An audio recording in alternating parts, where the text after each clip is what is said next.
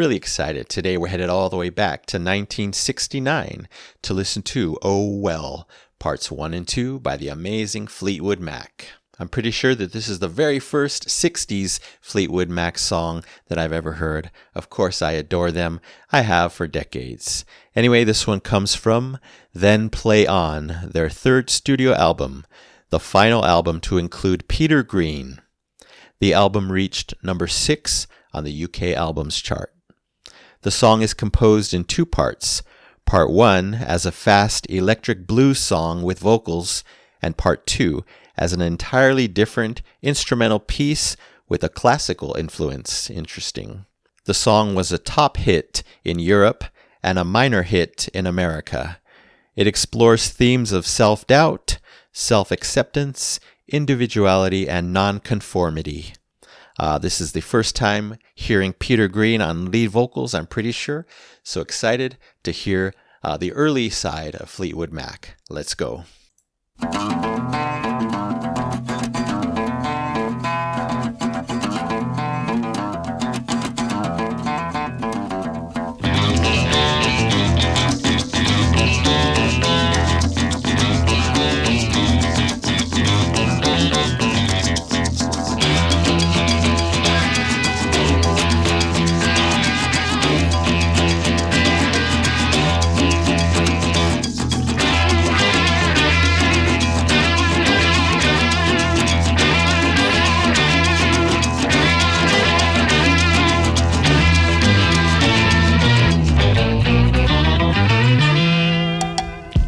Help about the shape I'm in. I can't sing, I ain't pretty, and my legs are thin. But don't ask me what I think of you. I might not give the answers that you want me to.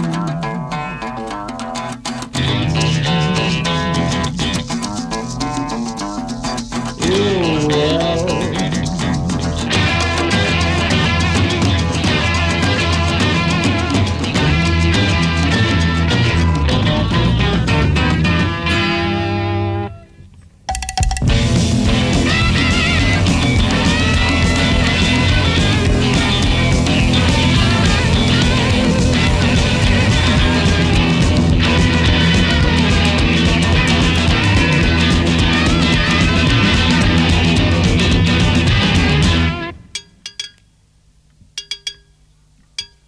Now when I talked to God, I knew he'd understand. He said, stick by me and I'll be your guiding hand. But don't ask me what I think of you. I might not give the answer that you want me to. Oh, well.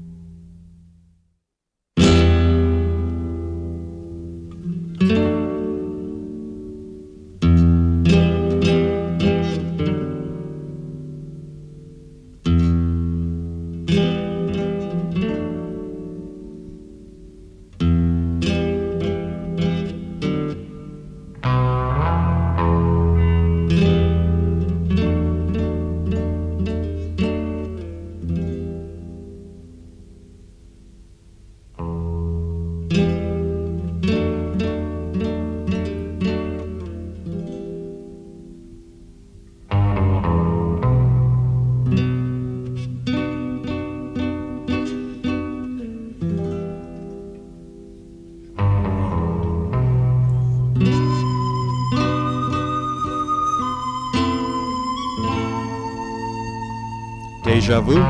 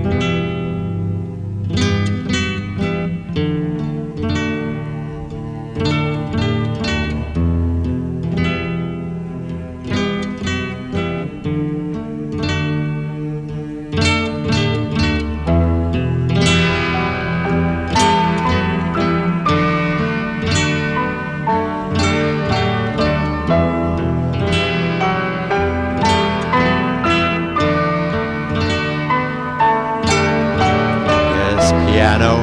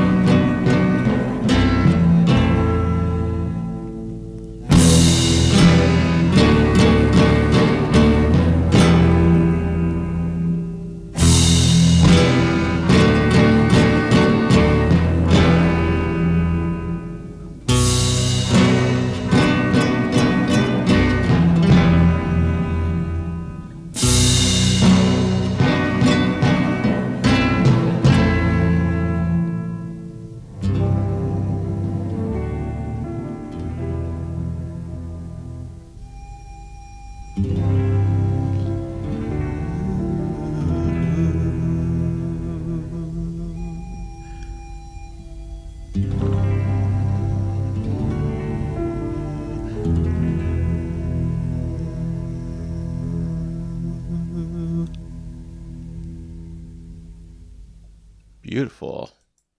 Wow. Yes, part 2 is very different than part 1, of course. I love the ending there. I love that whole second part. But the ending, they ended on a major chord. That's always so striking. Such a nice conclusion and resolution to this solemn, reflective, introspective journey. So as you saw, I was kind of singing along. I definitely knew the riff. I also knew all the words, at least in that spoken section. It seems like that was where most of the words were, because I've heard this before, probably a cover version, but only that famous section with the riff and vocals. What came later, I don't recall hearing. So yeah, the original, such an infectious and catchy song. Such scratchiness, heavy sound with those guitars. Wow, stands out for sure. Later, there was this interesting, I called it a rumbling avalanche of music, just everywhere. That's what I was seeing in my mind. Pure, chaotic energy. I haven't really heard that kind of mixing or delivery before. I'm sure I have, but it's not common. I've heard hundreds of songs, obviously, in my reactions between here and YouTube. Maybe it's because it's the 60s. Maybe it's just something Fleetwood did, but definitely some interesting sound going on. There was some very dramatic peaks and valleys in this one. We'd be huge, and then everything drops out. We get an instrument here, a vocal here, so that was striking. And then, I don't know what happened. I wrote down, I love the calm energy. Everything calms down. The acoustic guitars take over. I hear the recorder come into the scene. I'm like, isn't that part of part 2? So I'm not sure what's going on. I wrote down a perfect tie-in to part 2, but maybe we were already on part 2 because it seems like they included some of part 2 in part 1 here on Spotify, because when I played part 2, they kind of repeated what I had just heard. Hopefully I'm making sense. You probably heard it if you know both versions. John, I'm sure you can confirm when they slowed down. Was that the true start to part 2? I think it was. Anyway, I loved what I was hearing. So calming. I started getting Pink Floyd vibes once again, like early Pink Floyd. I love that with the guitars that were happening, you know. It was big, dramatic sound, yet they were only using 1 to 3 instruments at a time, sometimes just the guitar, sometimes guitar and recorder, guitar and cello, later piano. Amazing how they achieved that huge drama with just, a couple of acoustic instruments. And of course, I love that part 2 was fully acoustic, and all the choices of instruments gave it that classical feel that I read about. Yeah, the cello and the recorder, just 2 beautiful backdrops to the amazing guitar work that was happening on that classical guitar, kind of a Spanish feel going on. I loved it. Then the piano arrives to join the mix. You already know. I don't have to say anything. You know what it does to me. Then we got this dramatic, quick, moody blues moment with that huge whatever it was at the 55% mark. You probably know what I'm talking about. A nice little touch thrown in there. This song was so introspective with no words needed, to achieve that. All the amazing feelings, introspection, emotions were achieved by the instrumentation itself. Yeah, really stunning, impactful delivery on that guitar by Peter Green. It was so great to hear him for the first time, both vocally and with what he can do on that amazing guitar. Wow. Then the timpani arrives at the end for extra drama. Again, you already know what it does to me. No words needed to be said, but just another great addition, giving it an even fuller sound. Of course, this one's so different than their later work. Little Lies is probably one of my favorite Fleetwood Mac songs, if not my favorite of all time. So I would love to hear this played in concert, back to back with Little Lies, just to see that huge contrast, that huge juxtaposition in their sound. Yeah, so as a whole, quite the journey. Loved it, of course. I love the contrast, the fast, chaotic drama of part 1, easing into the slow, introspective drama of part 2. I'm going to give it the Epic Platinum Record Award, absolutely, for Oh Well, Parts 1 and 2 by Fleetwood Mac, 1969. So thank you so very much. The amazing Peter Green, Danny Kirwan, John McVie, Mick Fleetwood, Jeremy Spencer, and Sandra Elsden. All right, that's it for now. Thank you so much for watching. I hope you enjoy these as well. Anyway, you take care, stay safe, stay hydrated, and as always, I'm wishing you much peace, joy, love, and blessings every day. I'll see you soon.